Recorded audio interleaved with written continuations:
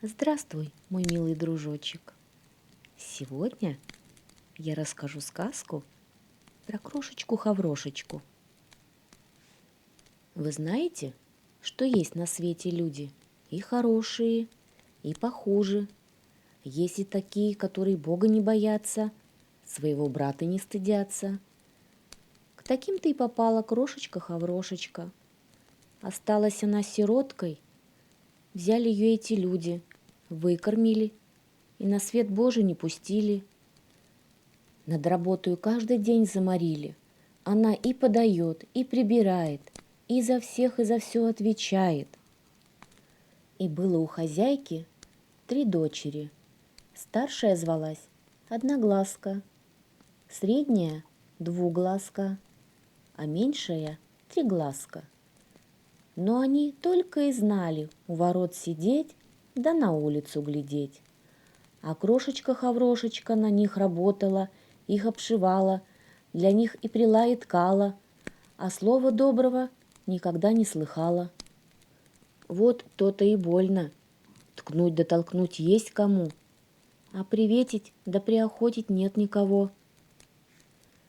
Выйдет, бывало, крошечка-хаврошечка в поле, обнимет свою рябую корову, ляжет к ней на шейку и рассказывает, как ей тяжко жить-поживать.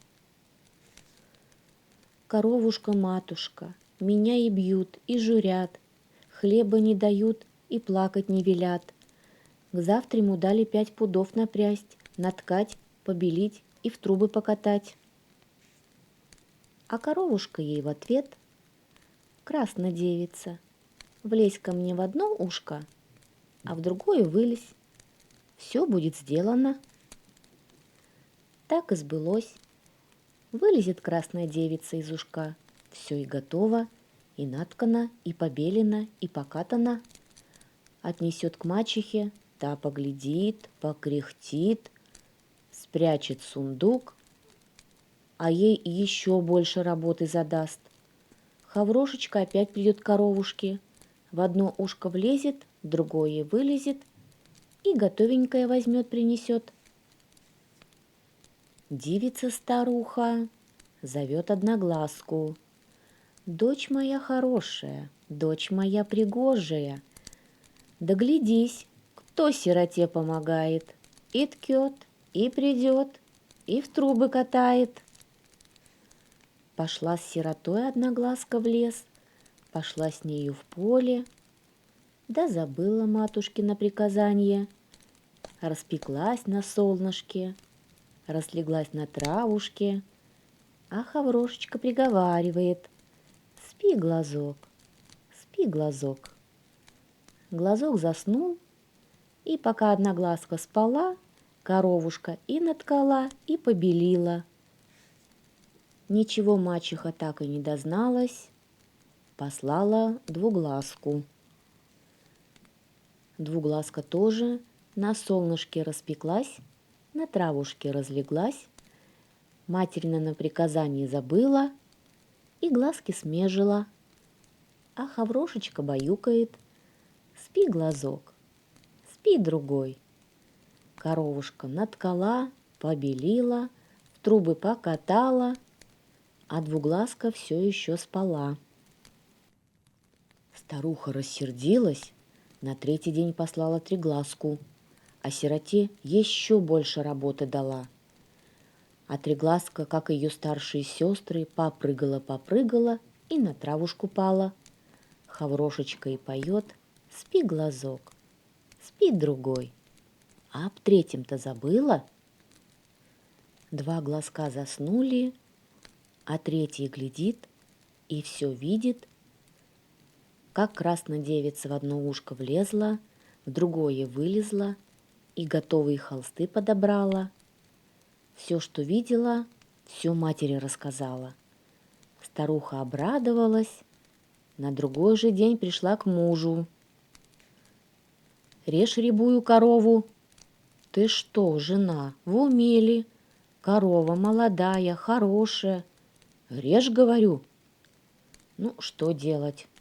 Пошел муж нож точить. Побежала Хаврошечка к коровушке. Коровушка, матушка, тебя хотят резать. А коровушка ей говорит: а ты не ешь моего мясца? Косточки мои собери, в платочек завяжи, в саду их рассади, и никогда меня не забывай, каждое утро водой их поливай. Хаврошечка все сделала, как коровушка завещала.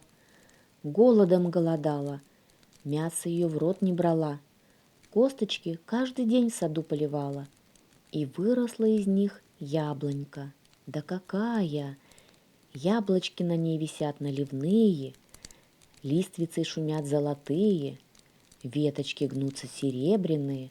Кто не едет мимо, останавливается, кто проходит близко, тот заглядывается.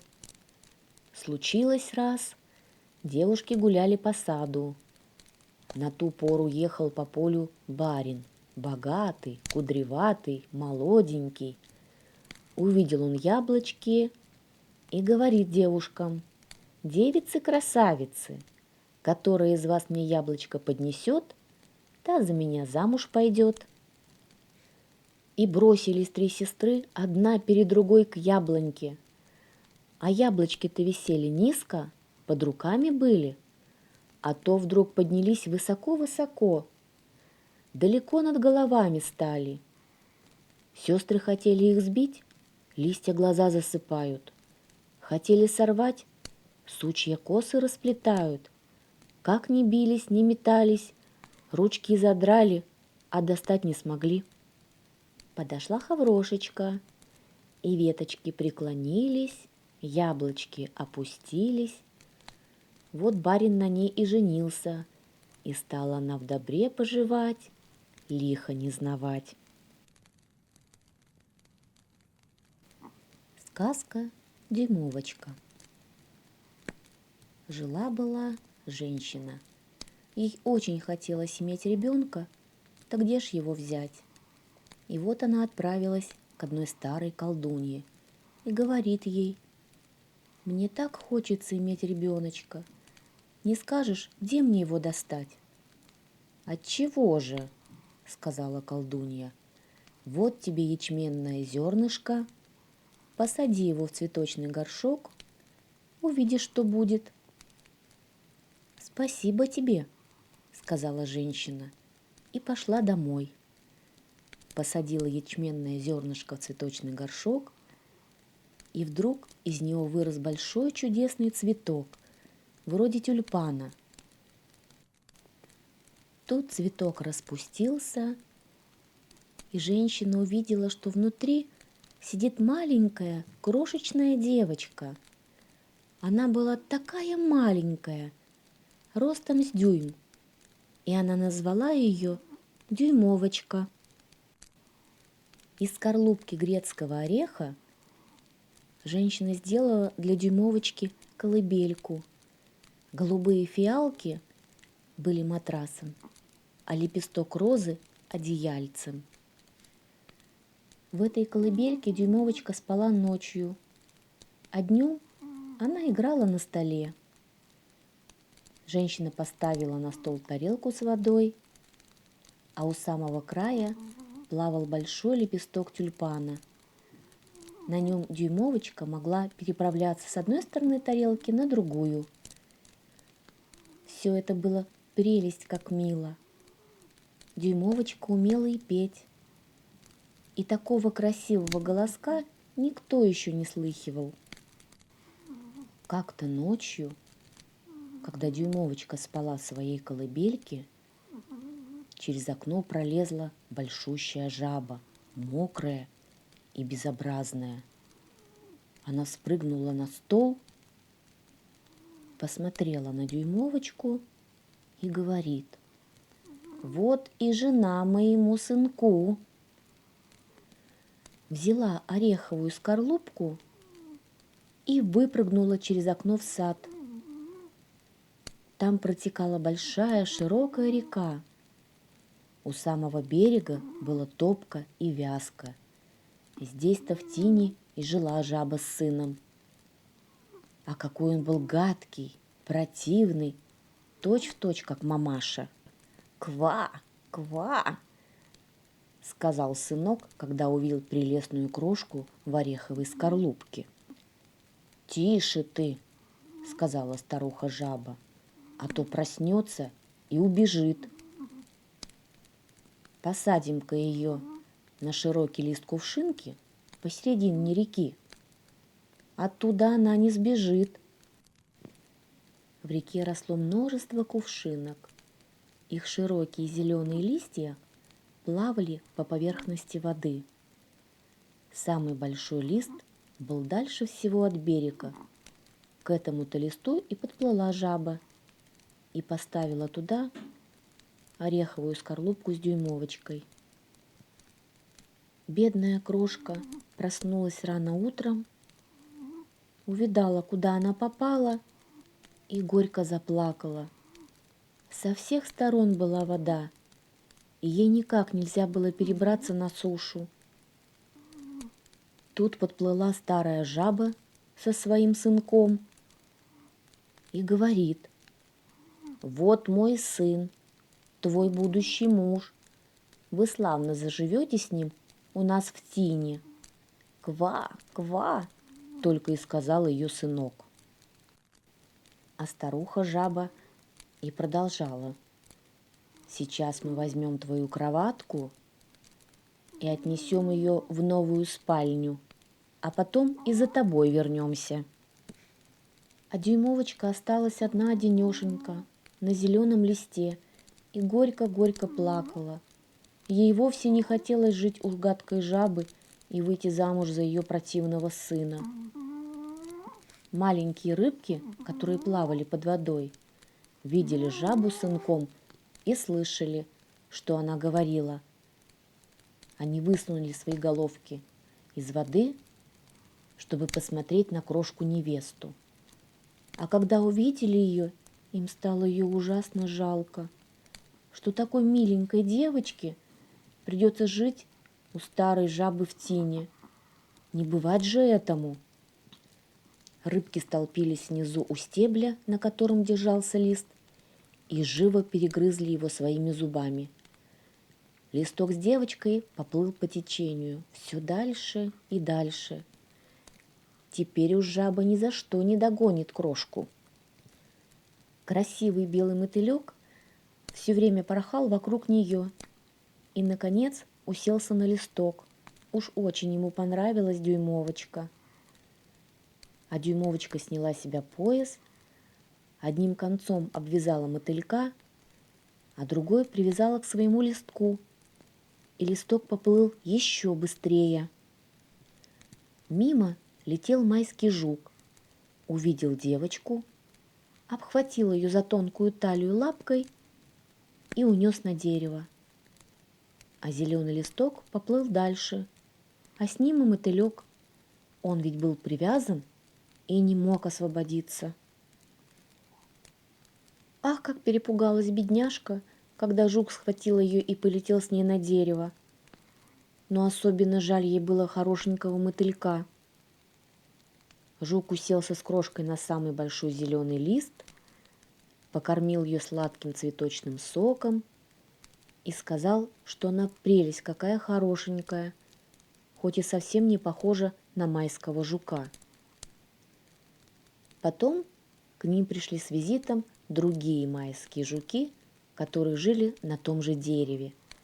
Они оглядывали девочку с головы до ног, и жучки-барышни шевелили усиками и говорили: «Ах, у нее только 2 ножки, жалко смотреть. Какая у нее тонкая талия, фи! Она совсем как человек, как некрасиво». Дюймовочка была примиленькая. Майскому жуку, который принес ее, она тоже очень понравилась сначала. А тут вдруг и он нашел, что она безобразна, и не захотел больше держать ее у себя. Пусть идет, куда хочет. Он слетел с нее с дерева и посадил ее на ромашку. Тут она принялась плакать о том, что она такая безобразная. Даже майские жуки не захотели дружить с ней. Целое лето прожила дюймовочка одна-одинешенька в лесу. Она сплела себе колыбельку и подвесила ее под большой лопух. Там дождик не мог достать ее. Ела крошка сладкую цветочную пыльцу, а пила росу, которую каждое утро находила на листочках. Так прошли лето и осень, но вот пришла зима.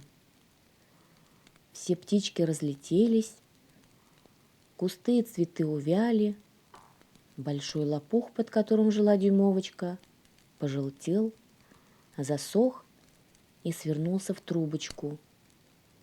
Сама крошка мерзла от холода, платьице ее все разорвалось. Она была такая маленькая и нежная. Замерзает, да и все тут. Пошел снег. Она завернулась было в сухой лист, но он совсем не грел, и бедняжка сама дрожала, как листочек. Возле леса, куда она попала, лежало большое поле. Хлеб давно был убран, одни голые сухие стебельки торчали из мерзлой земли. Ух, как она дрожала от холода! И вот пришла бедняжка к дверям полевой мыши. Дверью была маленькая дырочка, прикрытая сухими стебельками и былинками. Полевая мышь жила в тепле и довольстве. Все амбары были битком набиты хлебными зернами. Кухня и кладовая ломились от припасов.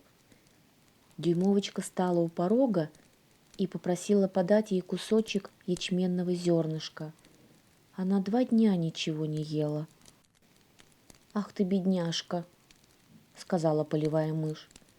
Она была в сущности добрая старушка. «Ступай сюда, погрейся, да поешь со мной». Девочка понравилась мыши, и мышь сказала: «Ты можешь жить у меня всю зиму. Только убирай хорошенько мои комнаты, да рассказывай мне сказки. Я до них большая охотница». И дюймовочка стала делать все, что приказывала ей мышь, и зажила отлично.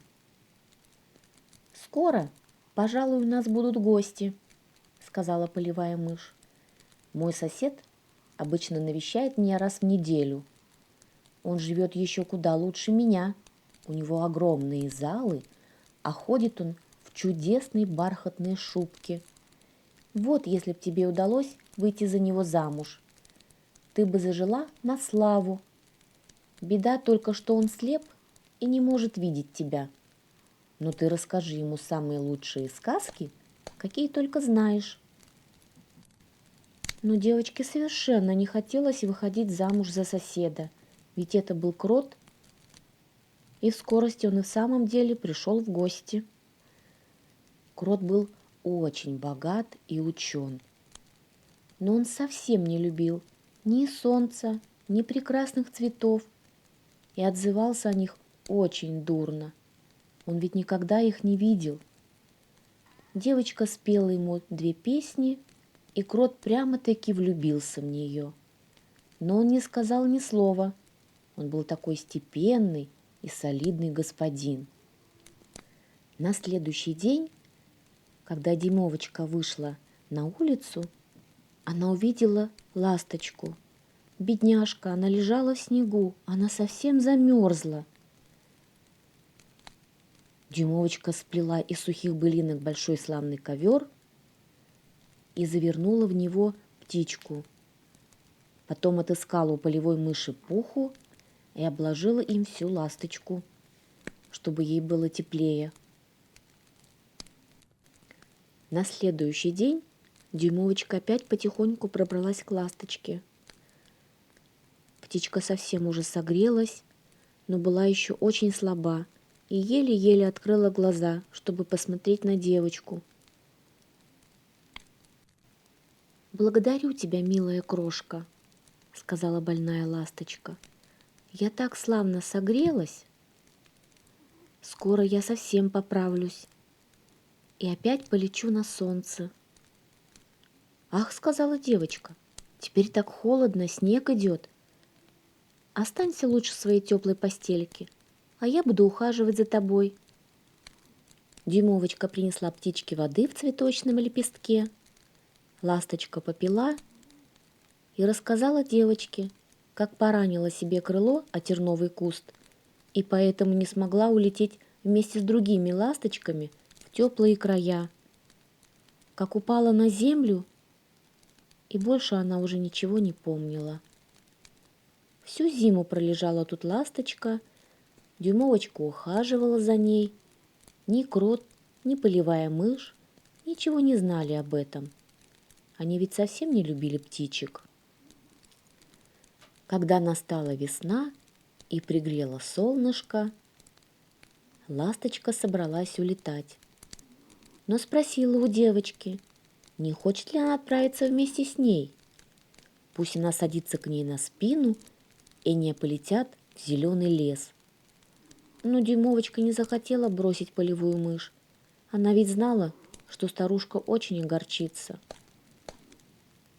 «Прощай, прощай, милая крошка», — сказала ласточка и улетела. Дюймовочка посмотрела ей вслед. У нее навернулись слезки на глазах. Уж очень она полюбила эту бедную птичку.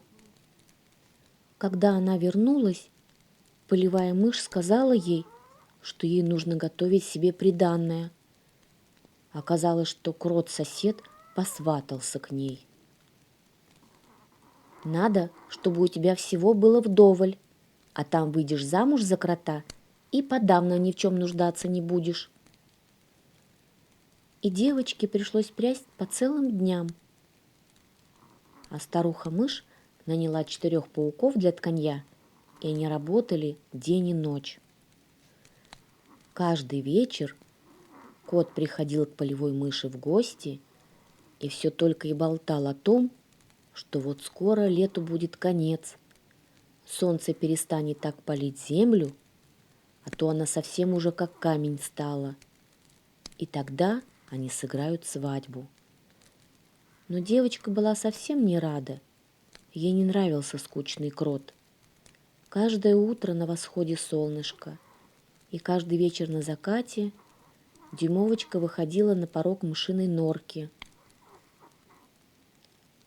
Она вспоминала о ласточке и очень хотелось повидаться с птичкой, но ласточки нигде не было видно. Должно быть, она летала там, далеко-далеко, в зеленом лесу. К осени Дюймовочка приготовила все свое приданное. «Через месяц твоя свадьба», — сказала девочке полевая мышь. Но крошка заплакала и сказала, что не хочет выходить замуж за скучного крота. «Пустяки», — сказала старуха-мышь, — «только не капризничай, а то я укушу тебя. У тебя будет чудеснейший муж. У самой королевы нет такой бархатной шубки, как у него. Да и в кухне, и в погребе у него не пусто. Благодари Бога за такого мужа». Наступил день свадьбы. Крот пришел за девочкой.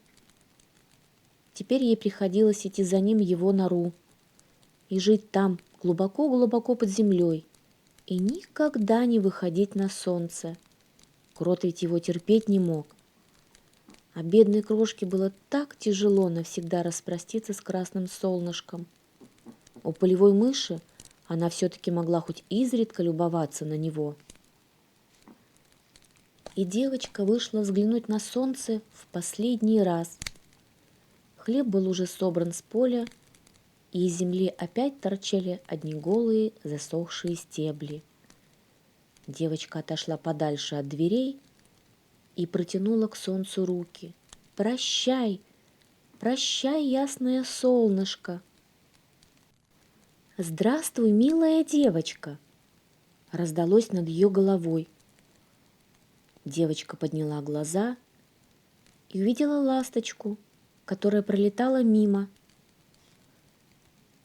Девочка заплакала и рассказала ласточке, как ей не хочется выходить замуж за противного крота и жить с ним глубоко под землей, куда никогда не заглянет солнышко. «Скоро придет холодная зима», — сказала ласточка, «и я улетаю далеко-далеко, в теплые края. Хочешь, полетели со мной? Ты можешь сесть ко мне на спину, только привяжи себя покрепче поясом. И мы улетим с тобой далеко от гадкого крота, далеко за синие моря, в теплые края, где солнышко светит ярче, где всегда лето и цветут чудесные цветы. Полетим со мной, милая крошка». «Да, да, я полечу с тобой», — сказала дюймовочка.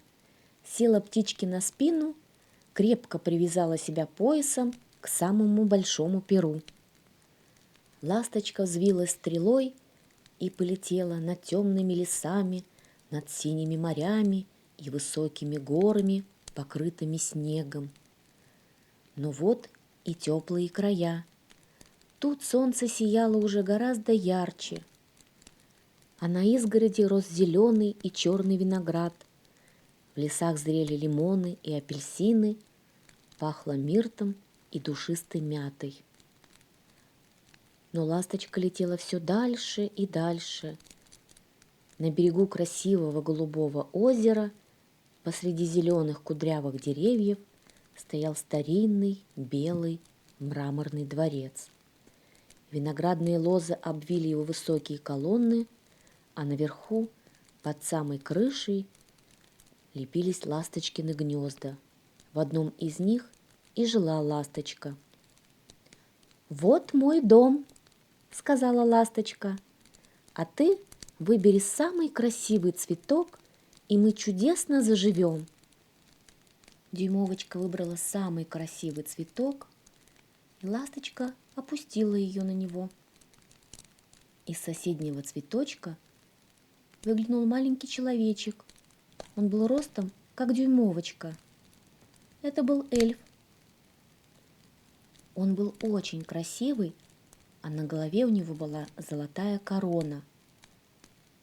Он очень обрадовался, когда увидел дюймовочку. Он еще никогда не видел такой хорошенькой девочки. Он снял свою золотую корону, надел ее на дюймовочку и спросил, не хочет ли она стать его женой.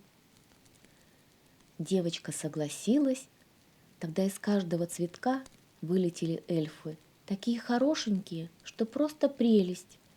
Все они поднесли девочке подарки, но самым лучшим была пара прозрачных крылышек стрекозы. Их прикрепили к спине девочки, и она тоже смогла летать с цветка на цветок. Вот это была радость! А ласточка сидела наверху в своем гнездышке и пела им, как только умела. Вот и сказки конец, а кто слушал, молодец.